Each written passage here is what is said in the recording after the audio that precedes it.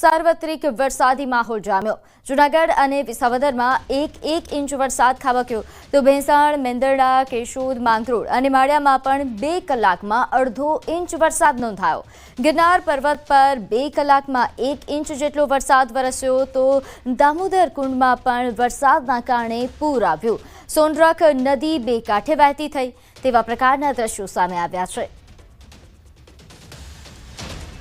ત્યારે હાલ જૂનાગઢમાં વરસાદની પરિસ્થિતિ અંગે વધુ વિગત સાથે આપણી સાથે સંવાદદાતા અમાર બખાઈ જોડાઈ ગયા છે। અમાર, જૂનાગઢમાં હાલ વરસાદને લઈને કેવી સ્થિતિ?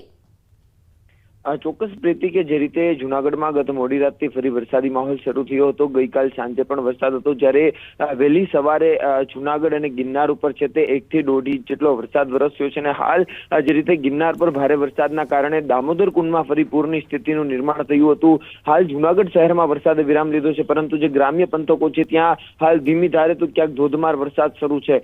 બીજી તરફ આ વરસાદના કારણે ખેડૂતો છે તે પાયમાલ થાય તેવી પૂરેપૂરી શક્યતા છે, કારણ કે ખેડૂતોનું જે પાક તૈયાર થઈ ગયો હતો ને જેના પાથરા તૈયાર કરીને રાખ્યા હતા તે પલળી ગયા છે અને ખેડૂતોને મગફળી સહિતના પાકમાં ભારે નુકસાન છે।